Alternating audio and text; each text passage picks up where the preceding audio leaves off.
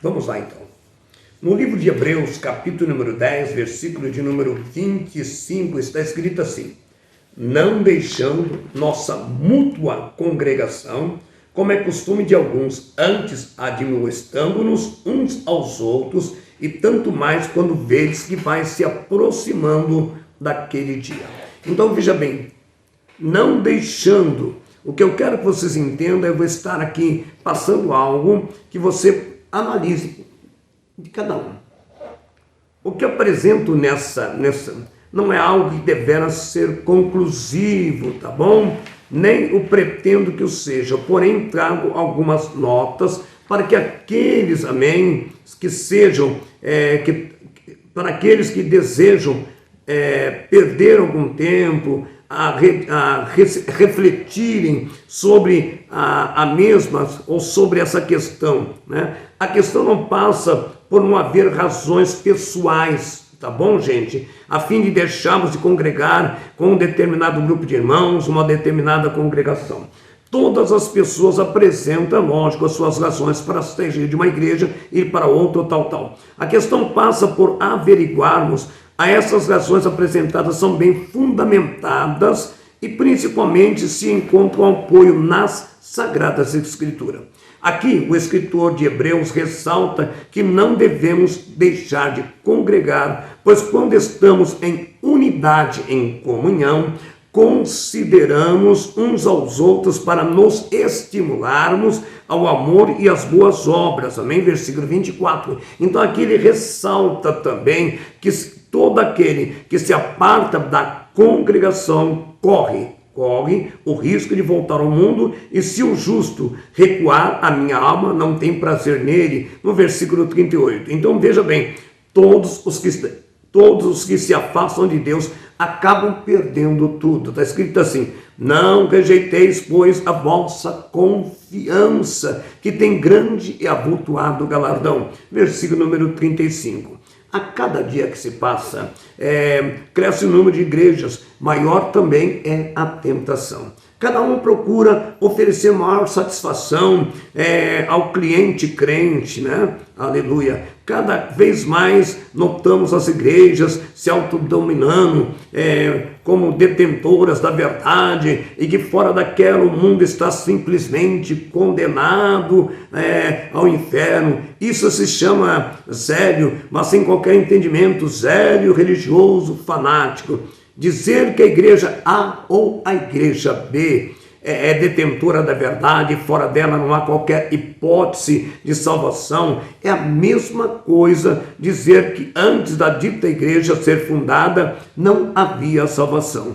Isso é coerente? Claro que não. A verdade está em Deus e em seu Filho Jesus Cristo. 1 João, capítulo 5, versículo de número 20. Então, amados, antes de dizer, veja bem, porque não se deve mudar, é sempre necessário perguntar: o que você procura numa igreja? Quais são os seus interesses numa igreja? O que faz você permanecer ou não na mesma? Que tipo de relacionamento deseja ter com a mesma? Que tipo de pessoa está procurando naquela igreja? Encarar corretamente e biblicamente as suas responsabilidades como membro da mesma. Então veja bem, uma pequena reflexão mais apurada de Hebreus 10, 25.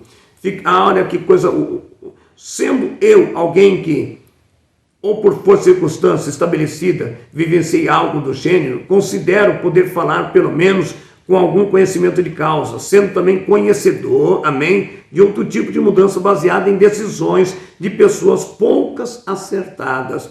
Para muitos, mudar de igreja só é válido quando outros peixes saltam dos outros aquários para os seus. O inverso já é altamente condenado, repugnável, digno de todas as maldições infernais. Então, amados, Preste bem atenção. Assim sendo, não se mude da igreja por causa do louvor. Não, de forma alguma. Amém? Não se mude pelas condições estruturais de organização. Amém? Não se mude pelos defeitos das pessoas da Badápia. Não se mude pela quantidade de pessoas na assistência. Não. Não se mude porque é confrontado com os seus próprios pecados. De forma alguma. Não se mude pela falta de atenção dada à sua pessoa. Não se mude porque a igreja não resolveu os seus problemas pessoais. Nada disso, meu amado. Pelo contrário, você tem que se encontrar com Cristo.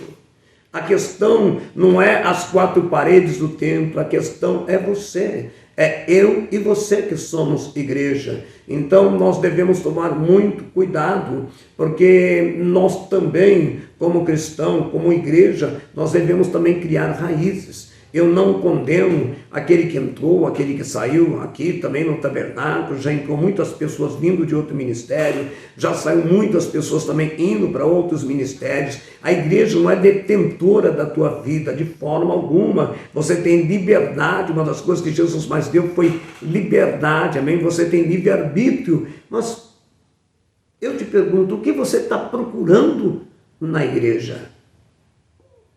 Nós temos que procurar, acima de tudo, que a igreja fale de salvação. Não é questão de uso e costumes e tantas outras coisas. Nós temos que estar alicerciada à salvação. E a igreja, quem faz, somos eu e você. Jesus disse, nos vier 2 ou 3 ou mais reunidos no meu nome, eu lá estarei no meio deles. Existem alguns aspectos que realmente devemos considerar. Se de repente o ministério que você congrega, você vai mudar para o interior, porque a empresa que você trabalha, você vai ser transferido e lá naquela cidade não existe uma igreja que tem um ministério, então você vai orar, vai visitar a igreja, vai procurar uma igreja que se assemelhe àquilo que você está acostumado. Então aí é lícito, pode ocorrer, mas existem pessoas que trocam de igreja como se trocar de roupa, e isso se torna muito difícil, porque nem sempre a palavra é a mesma, mas a forma litúrgica pode lhe trazer uma certa confusão. Então, ore a Deus em nome de Jesus Cristo, reflita muito no que você vai fazer e peça a direção de Deus para que a tua decisão seja uma decisão correta. Amém? Não importa a placa da igreja. Eu e você, onde estiver 2 ou 3, é que somos a igreja de Cristo. Deus te abençoe em nome de Jesus. O Senhor é meu pastor e nada me faltará. Se Deus é por nós, quem será contra nós? Operando Deus, quem impedirá? Que a graça, a comunhão, a virtude e as doces consolações do Espírito Santo repouse e esteja agora presente sobre cada vida, hoje e para todo sempre. Amém, Jesus.